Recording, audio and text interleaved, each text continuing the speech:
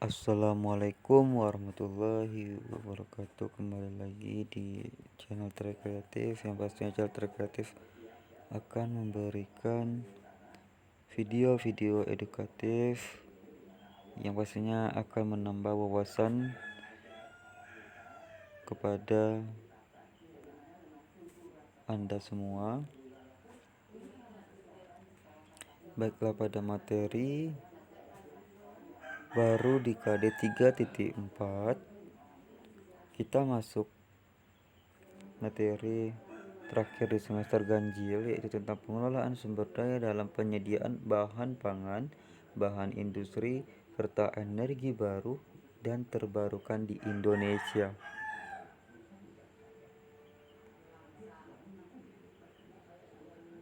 Yang akan kita bahaskan di sini ada 3 poin. Poin pertama, pengelolaan dalam ketahanan pangan, pengelolaan dalam industri, pengelolaan dalam negeri, dalam energi baru dan terbarukan. Yang pertama ada pengelolaan dalam ketahanan pangan. Nah, dalam pengelolaan dalam ketahanan pangan ini perlunya peningkatan kapasitas produksi secara berkelanjutan melalui ekstensifikasi dan diversifikasi.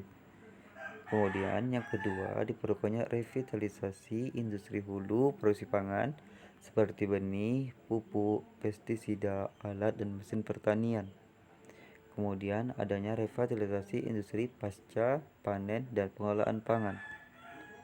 Kemudian revitalisasi dan restrukturisasi kelembagaan pangan yang ada seperti koperasi, UKM, dan lumbung desa. Kemudian pengembangan kebijakan dari pemerintah.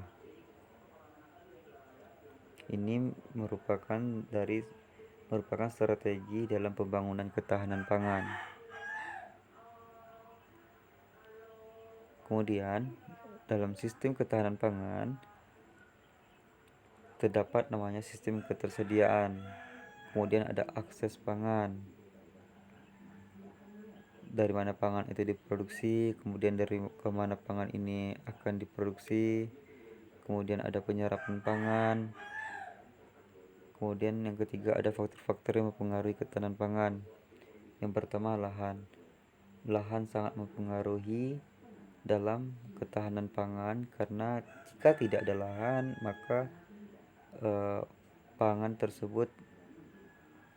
untuk masyarakat pastinya akan langka atau berdampak buruk kepada masyarakat. Jadi dibutuhkan lahan untuk memproduksi bahan pangan. Kemudian iklim dan cuaca.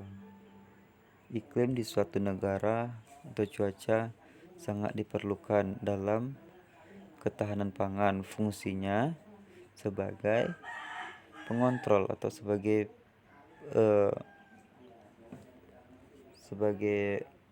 hal yang mempengaruhi dari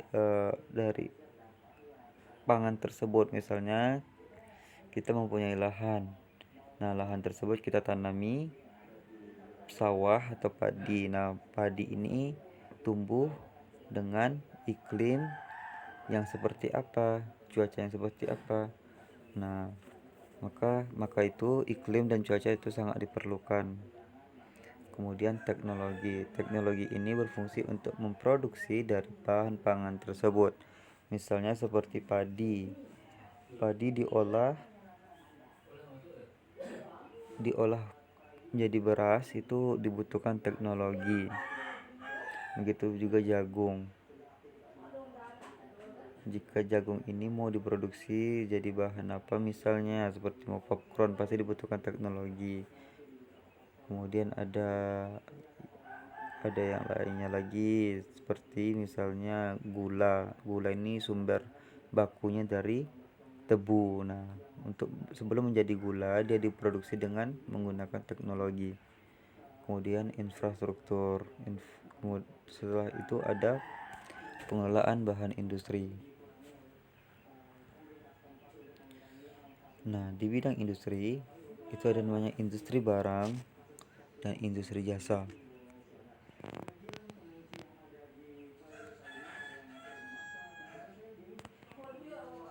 Nah, ini adalah industri barang dan ini adalah industri jasa. Kemudian ada faktor pendukung dan penghambat. Kemudian dalam pengelolaan sumber daya energi dan terbarukan, yang pertama ada tenaga surya, yaitu fungsinya sebagai data penyinar matahari yang dihimpun di 18 lokasi di Indonesia. Kemudian radiasi dari tenaga surya tersebut khususnya di Indonesia untuk kawasan barat di Indonesia itu mencapai 4,5 kilowatt per 2 hari ya, dengan variasi bulanan sekitar 10%. Kemudian telah diterapkan pengembangan energi surya fotovoltaik dan energi surya termal. Kemudian setelah tenaga surya ada panas bumi. Nah, panas bumi ini itu Indonesia memiliki sumber energi panas yang mencapai 40% di dunia.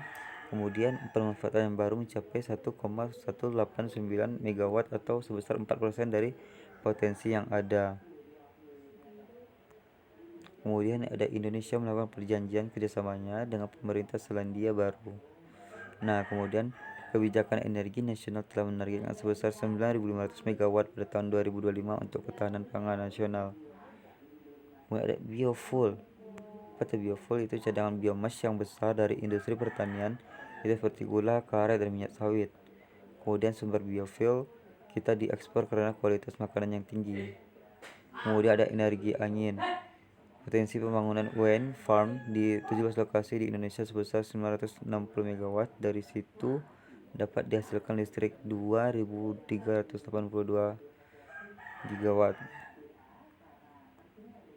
Kemudian beberapa lokasi potensial seperti pesisir selatan Pulau Jawa, Sulawesi Selatan, Nusa Tenggara Timur, Maluku, dan Sulawesi Utara. Kemudian konservasi energi. Nah, konservasi energi ini mematikan AC di ruangan apabila ruangan kosong, mencabut charger handphone yang sudah tidak digunakan, mematikan lampu kamar mandi yang telah tidak dipakai, mematikan televisi yang tidak ditonton, mematikan keran air yang telah tidak digunakan, menggunakan panas alami sebagai sumber panas dan pengeringan. Nah, terima kasih sudah memperhatikan video ini, sudah menonton video ini. Semoga mendapatkan ilmu bermanfaat. Wabillahi taufiq walhidayah. Assalamualaikum warahmatullahi wabarakatuh.